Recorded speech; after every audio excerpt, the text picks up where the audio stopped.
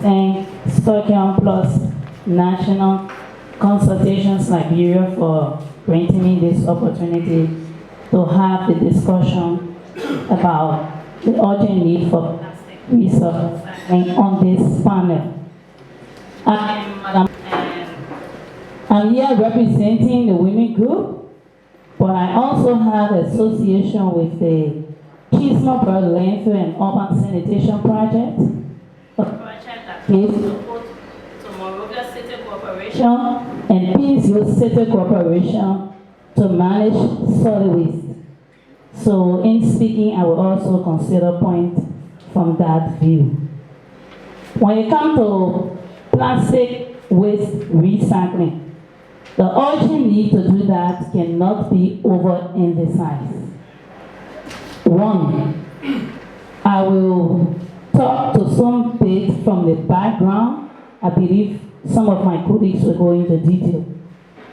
The first and foremost thing that I have observed that needs to be done is that the Liberia National Solid Waste Policy, which is being drafted by the Environmental Protection of Liberia, needs to be enacted into law. We can't say we want to manage waste, especially plastic waste, which is a hazardous waste that poses substantial threat to the environment and our existence, and the policy document to manage it has not yet been passed into law. There is an urgent need to consider that. Secondly, there should be a solid waste management strategy. This document recognizes that we all have significant role in reducing the amount of solid waste sent to the landfill through our action to reduce the waste we produce, reuse the items as possible by recycling waste items so that these materials can be recovered, reused, and reduce the pressure on natural resources, thereby expanding the length of the lifespan of landfills. Another aspect is that the government of Liberia needs to promote effort in prioritizing solid waste management. And this is a serious problem. When it comes to plastic recycling, I have some knowledge on the project that developed the One-Town landfill. That landfill, if you go there today, from statistics from past consulting corporate, they had a concept document that indicated that the production of plastic waste, the composition of plastic amongst the waste in 2004 was 13%.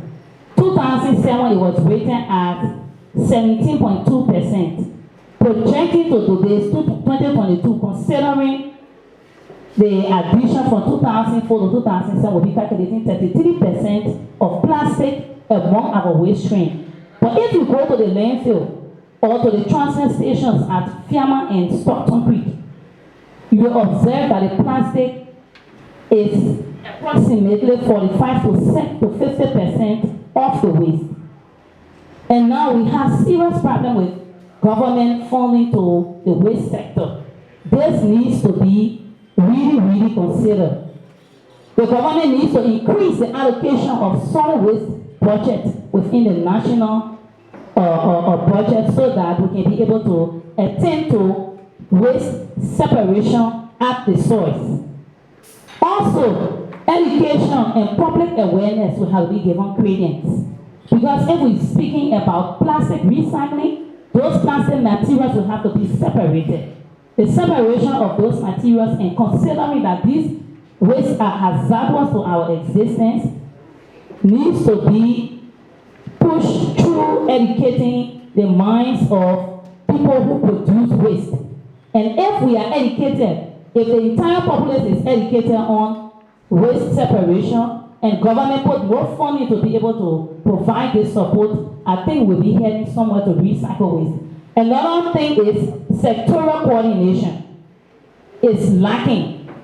Because right now, what is going on in the class project, to some extent, in some other institutions, is not known. And as I speak to you, this particular project, we are going to be constructing the cell at Chisholm to start to dump waste and close down one town. But at this stage, the project, with the support from the donors and government, don't have enough funding to consider waste separation at the source and plastic waste recycling.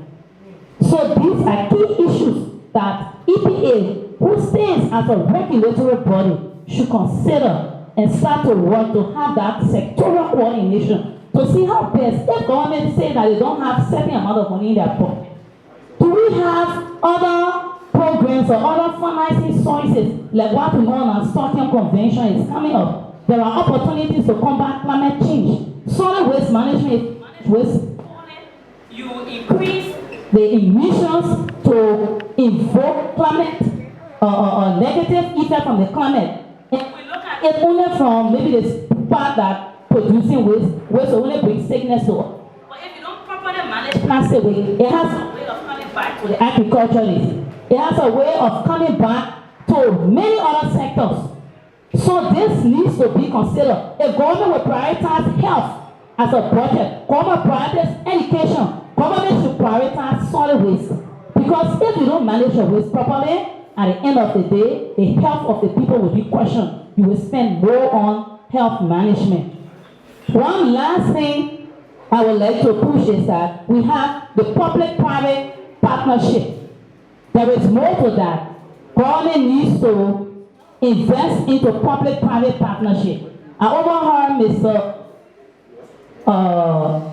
Abraham, what's his last name? Tume. I overheard Mr. Tume saying that there are some entities that are now into recycling plastic. 10 years now. You want to say 15 years? 15 years. Okay, just a little bit of background information. In 2015, we know that Liberia signed up to the Paris agreement, right? And that agreement, we made a commitment on how we're going to sustainably manage our resources.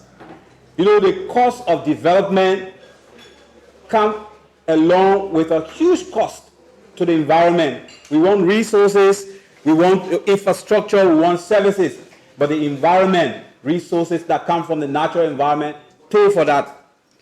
And to be able to deliver the services and the infrastructure, yes, we must consider the costs that come along with that. If Harriet just said that there was a study that was done on Morovia, Liberia as a country, we do not have data to cover the entire country with regards to municipal solid waste management, to which one component is plastic waste. But we heard from her that in 2004, a study was conducted previously by UNICEF, which said 13% of the waste stream is plastic. In 2007, yes, ILO also conducted, saying that the waste stream had a component of 17.2%. As a waste specialist, by this time, and she has said it, we are around 30% of the waste generation to be plastic. Let's take into account a small statistic, arithmetic, not even statistic, arithmetic. If we are generating 30% of our waste, Moreover alone waste is around 700 to 800 tons per day.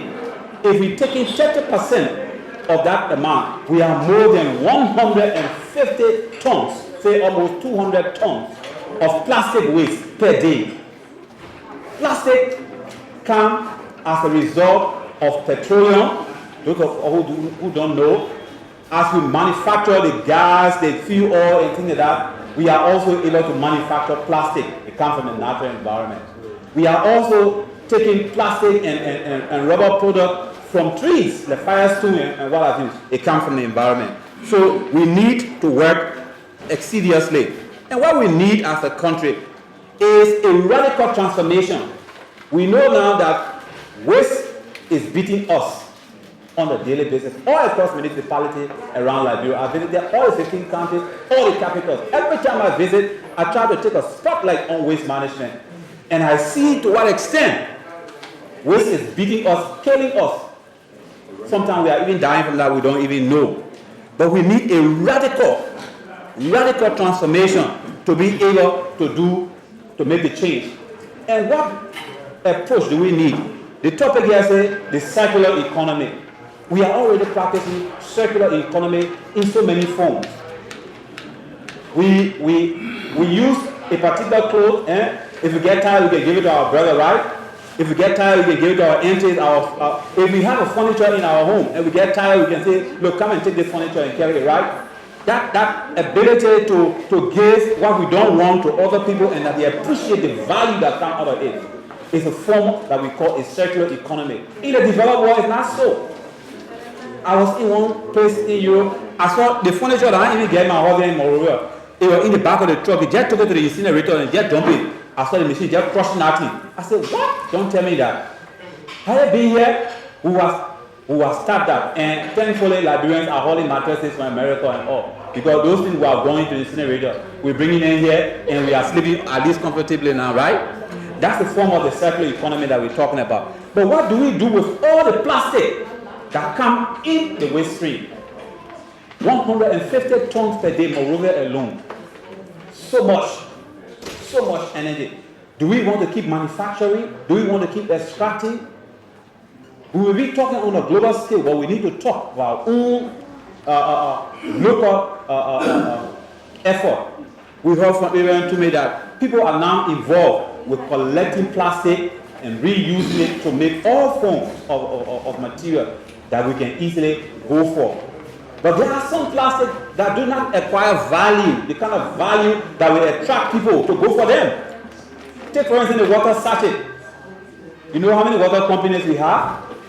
You know how many bags of water on an average we drink? How many bags or sachets that is manufactured by each water company? At the end of the day, how much of a plastic that we have generated and have thrown into the environment? We will move forward, but we're making some recommendations here. We need to map up our plastic value chain. We cannot approach it in a crash manner. We need to be scientific.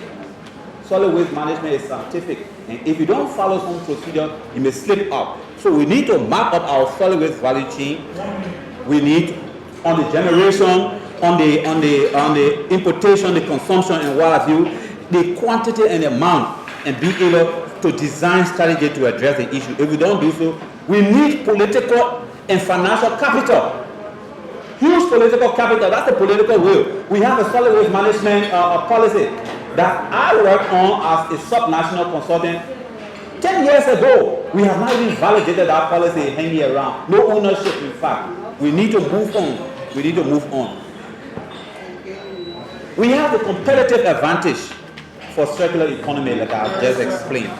And we want to make some recommendations that plastic waste management needs concrete legislative support.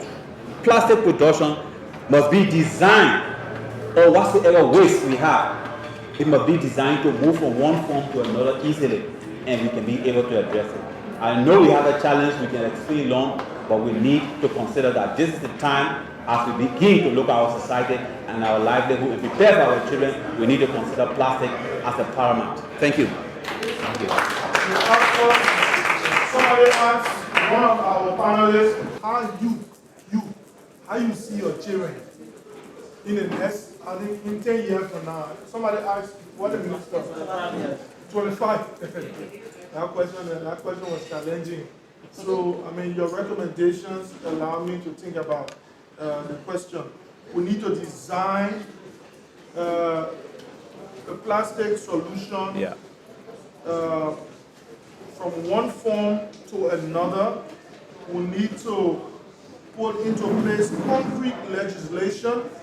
We need to design the strategies, and we need to emphasize on political will. We need to also map up the plastic value chain and all the associated antecedents or antecedents.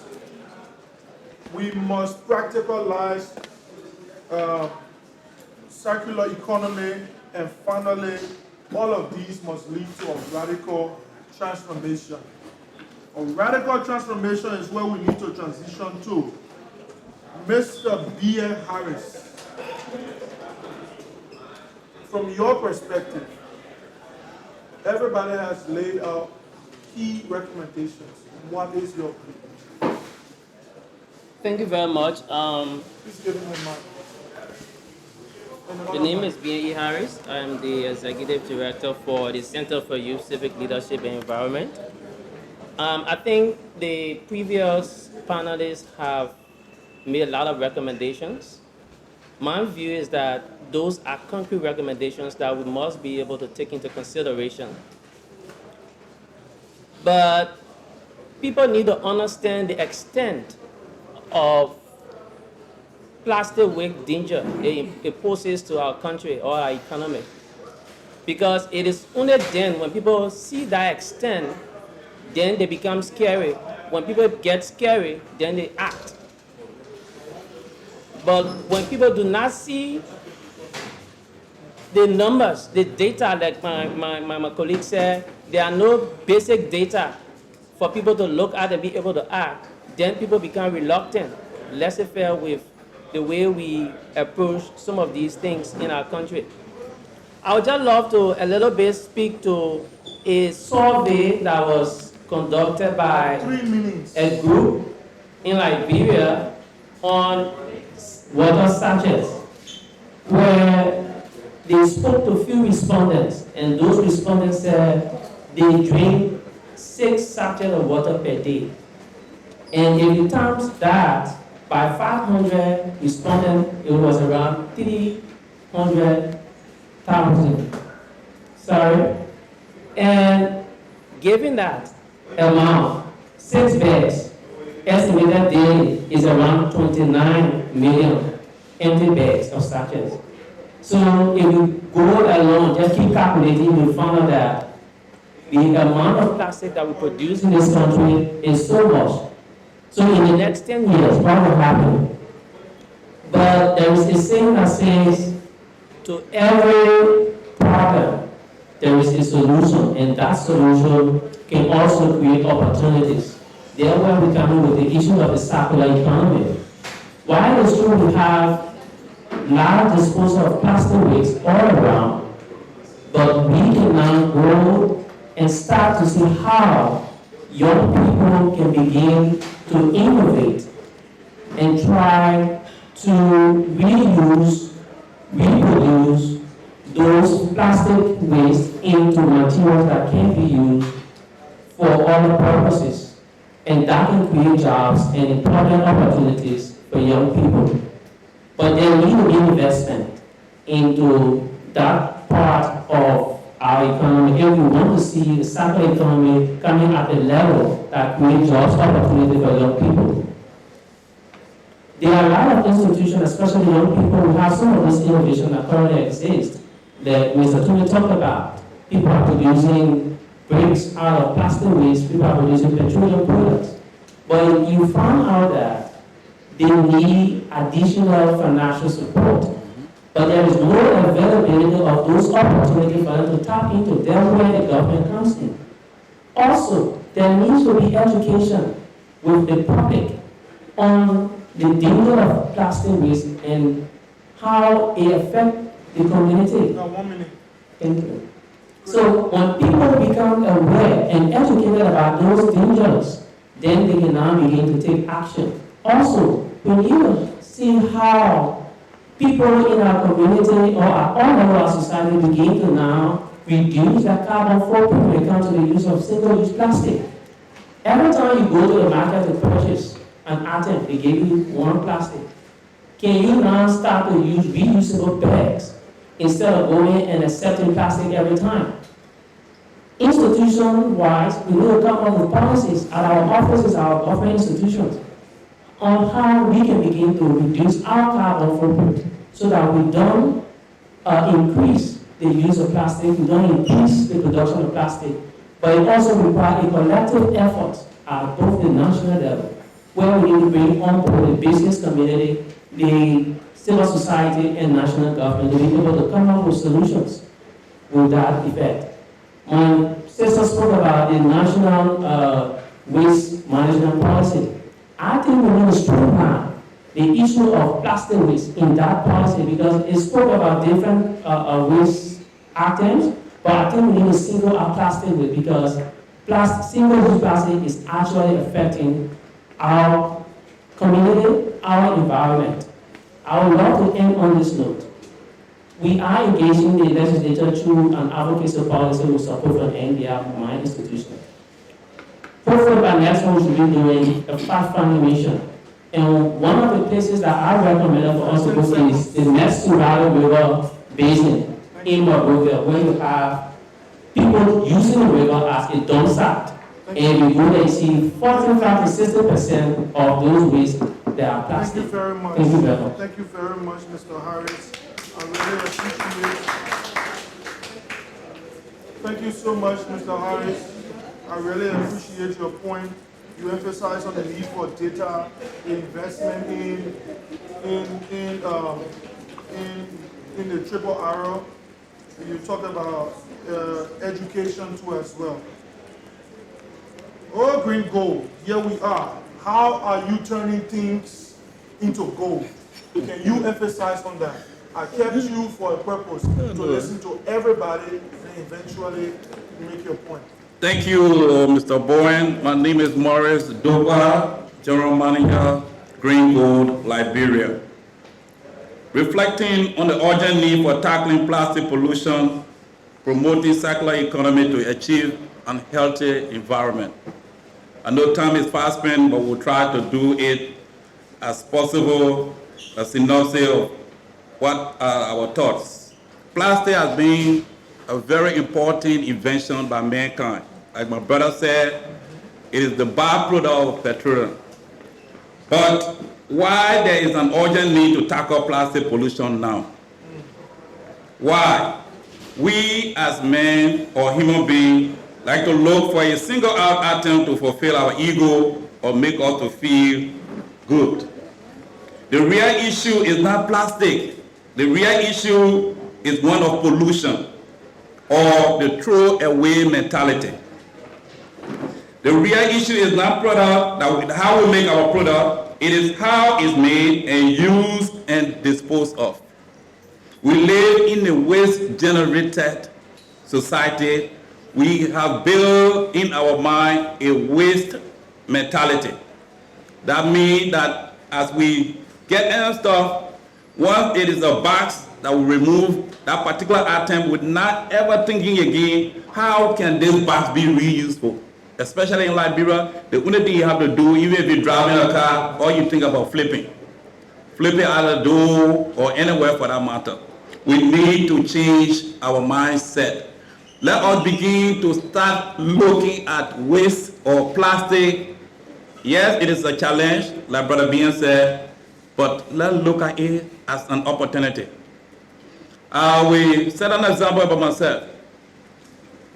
When I was in the States, I realized the huge deforestation that is taking place here due to wood charcoal. And we thought, looking at working for this company that make barricade or the one we call fire coal here, where literally they take waste. I had to come down here, visit the Liberia, and I saw the waste literally that you can use. So many in America or Europe, mostly they will use the field that they grab the cut, that's the one that will make charcoal with it. But here, from agricultural waste, sugarcane deck, just think on the, pancana shell, coconut husk. We came down here 4 years ago, and today we can say in our own little weak way, making little contribution, not only to the environment, but the circular economy that we're talking about. Reusing waste to make a product that is so useful. Because the issue, everyone was taking it lightly, plastic has a big opportunity. I was in Ghana a few years ago, and like we were at this parking station while waiting for a vehicle, and the guy drank this water, flipping, like in Liberia. But then when I saw the little guy coming to grab this plastic, and my friend was telling me the guy's taking it to the next factory right down the road here, and For me being curious, I was not ready in a rush. That little guy worked when he took his photo and we went to the factory where the guys buying that plastic, and they are making marvelous building materials. It's about time for us Liberians, let's become an innovator. White men will not come to do it for us. We got to think out of the box. Seriously, it's a challenge, but plastic gets so many, waste plastic has so many uses. From gasoline, like you were talking about, to building material, 2x2, 2x4, by 14, you can make building material, even pavement tile, roofing tiles. So while we are thinking as Liberian businesses, if we're on our feet, let's try to venture out and take on this opportunity. Let us be prepared as Liberians. No one will do it for us. So if you keep depending on, even if it is an NGO you're running, think on the other aspect that, look, this NGO, there will be time that it will not be sustainable. Why not we put the business component to it? You know, today we are buying coconut house. If you go to our factory, you bring your coconut there, we'll buy it from you. We be able to put someone down a food or someone down into a job from waste. So they don't go looking at that coconut there in the rural community. They are taking it as a precious gold. Because once the package they bring it away, you imagine buying 1 kg, 25 cents kg, per kg for coconut husk that oil be any right in the environment. So let us think as Liberians out of the box. Waste, yes, plastic, yes, is a problem, but let us think it as an opportunity. I just tell you, young last one, people think every day, like we say, I visited Turkey in Istanbul, and this friend I was visiting, we got in the tree, and like he paid for us, but then as we sat in the tree, as people entered, they were dropping off boxes, water bottle, and empty water in the can. And he told me, Morris, you know that they're fair to pay. I said, it can't be. He said, no, that's unfair. The waste company or the recycle company contacted the tree that, look, as people, from each other come in the street, once they give you a Coca-Cola bottle or can, that will be as fair. We'll give you the money when you start the last time, they'll wrap it up there. You don't be able to move it. We got to start thinking as Liberians. It's an opportunity on top of, yes, it's a problem, but please don't think out of the box. As the main encouragement for me, I have to tell you, as participants in Liberians, yes, we have a pollution problem, we have a plastic problem, but let us take it as an opportunity. Thank you. There is nothing called waste. Everything is an opportunity. Yes. But we need investment and we need to think creatively. You also stress the need for us to think outside the box. So let's see the hand of those who are thinking outside the box with question. My question is. The brother hasn't spoken of. He will find you.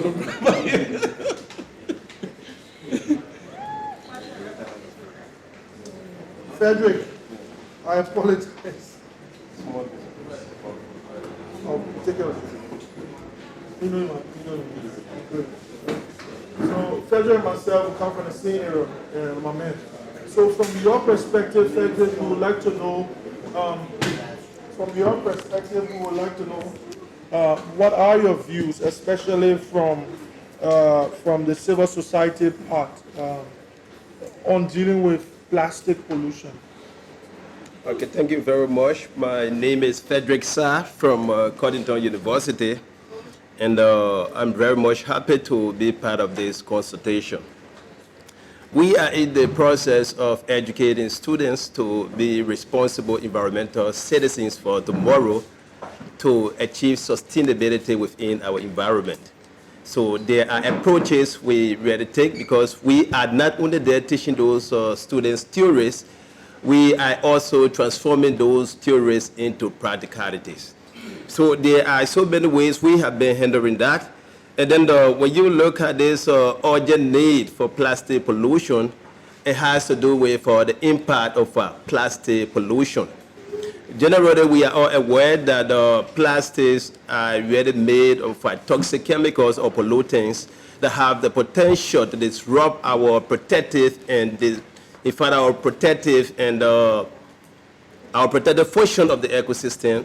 And not only the protective, we look at the productive aspect, because without the productive aspect, the ecosystem will not really be where it is today. Wholly and shoulder, we look at the ecosystem, but there are critical functions of the ecosystem that we have to look at.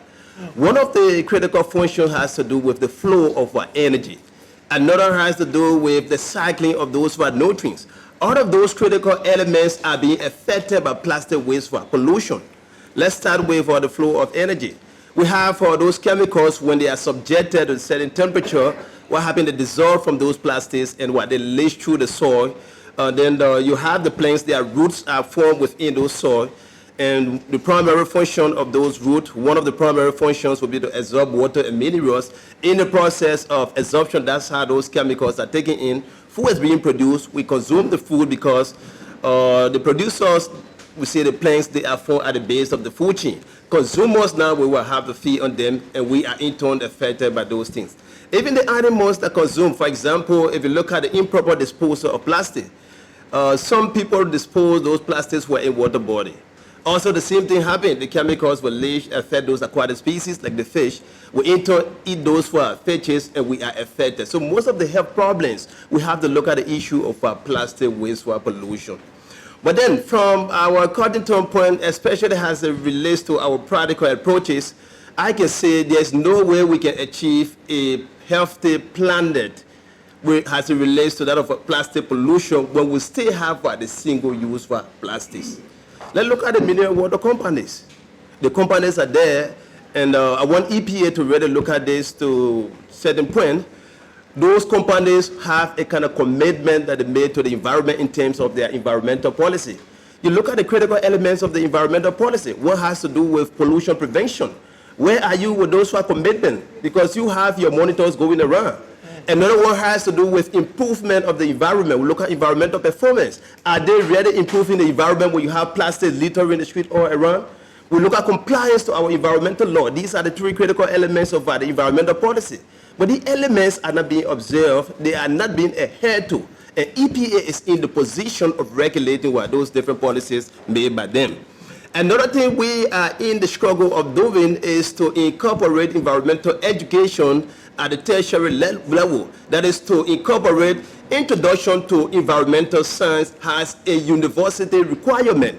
So you can even be doing theology and do what? Introduction to environmental science. You can be doing the medical sciences and learn about the environment, because some of the medical waste are what? Plastic waste. So in the case of the medical waste, you will not only be looking at those chemicals made, you will also be looking at the infection. So you have a kind of effect being double as it relates to those areas. So they need to be educated, because when they are educated, they will know how to manage the plastics. Another thing we have to look at, Harris talked about it, is the separation of waste. I really felt bad to really hear that waste can be disposed in landfill. By the time you put them in landfill, the heat will dissolve those chemicals. The water bodies will be what affected the groundwater. Our major source of drinking water is the groundwater. And we have only 1% that is fit for our consumption.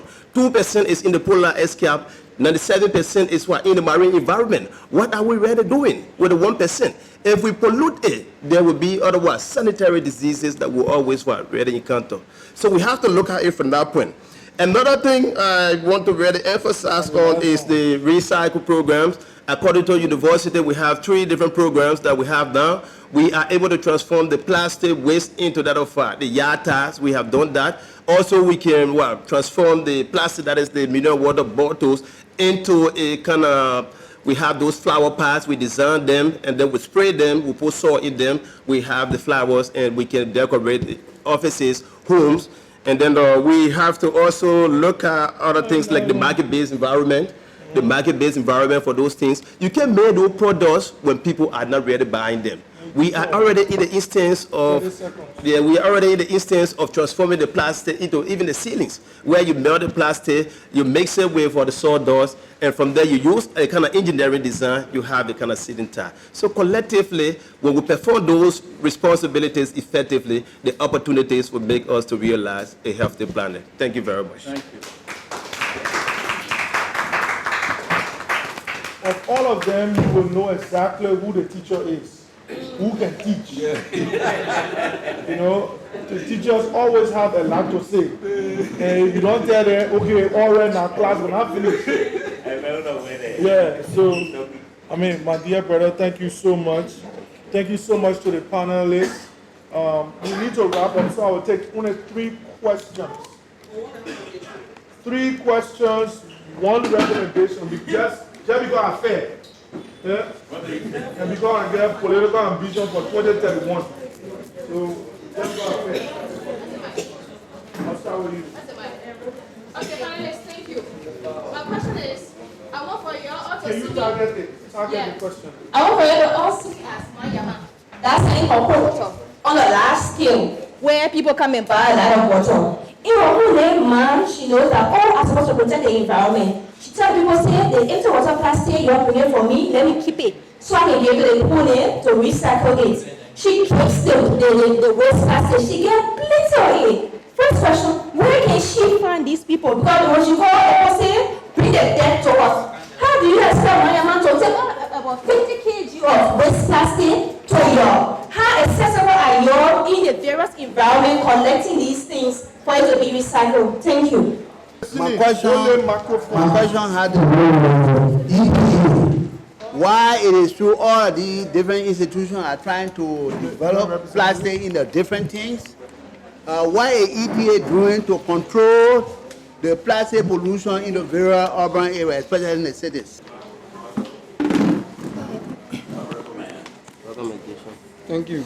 So my question is directed to Mr. Morris, who is the General Manager for Greenwood Labrador. Mr. Morris. Let's protect him, please. Let's protect him. Mr. Morris, can you please give me attention? Thank you.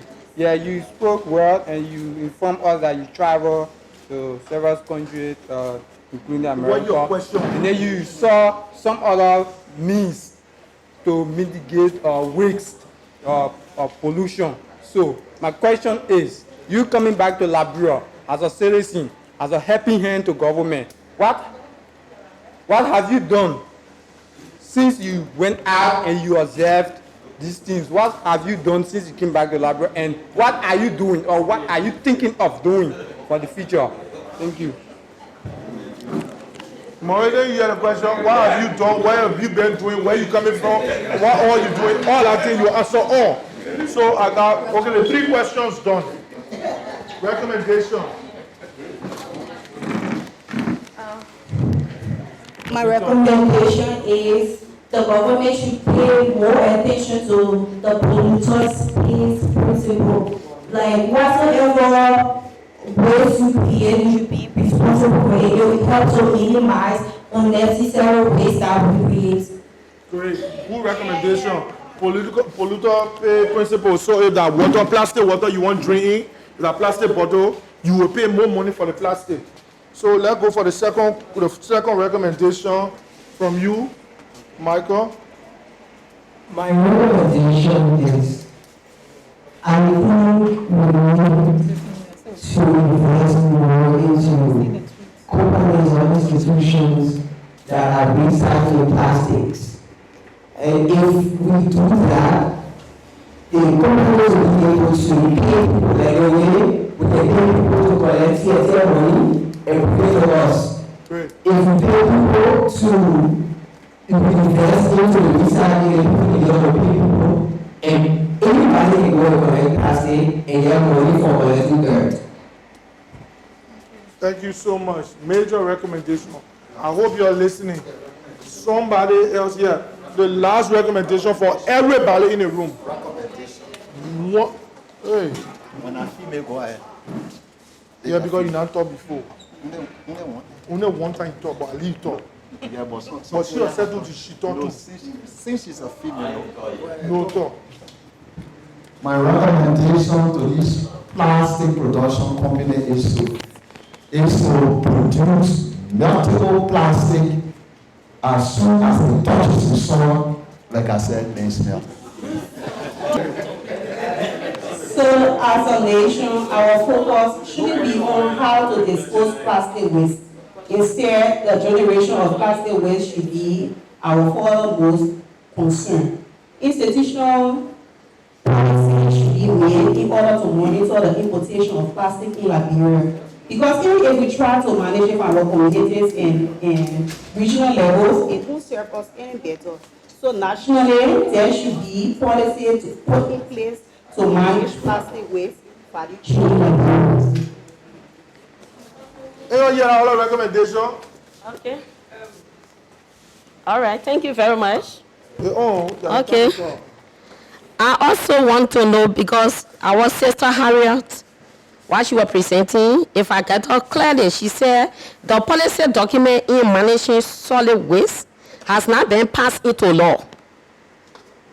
If that is the case, with all of these beautiful recommendations and things that we are getting, and with all of the health hazard that the plastic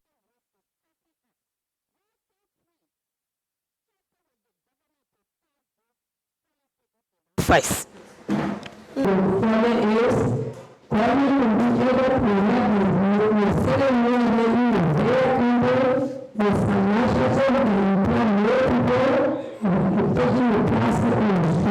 So with that, I'd like to say thank you to everybody for making your recommendations and making your inputs. Now, Maurice, what have you been doing? What are you doing? What will you do? And how have you done? My young brother, thank you so much. It's like when I was talking, you were not getting me. But like I say, I was working for charcoal making company in America. And literally I saw what they were taking to make charcoal. And that motivation led me to have come to Liberia. We have a factory here, you see on my chest here, they got a company called Green Gold Liberia. Because for us, we say green gold, agriculture is gold. No way that you can play pepper well and you will not get pepper, unlike the water gold. So that's that concept we came from, to say that we established our company called Green Gold Liberia. We are working with farmers right now, like in the Arlington area, where we teach them how to carbonize and sugarcane them. Then we'll buy it from them. We'll take it and make charcoal with it. Sorry that I bring it here. But today, while we're coming, I try to get to well with one spoon. It's about time, Liberia, we should take advantage of the opportunity. The Liberia that we live in today, if you mind the business opportunity, I will always tell friends and family that you spread yourself. Right now, there's another big opportunity that every day I see in the street, in addition to plastic.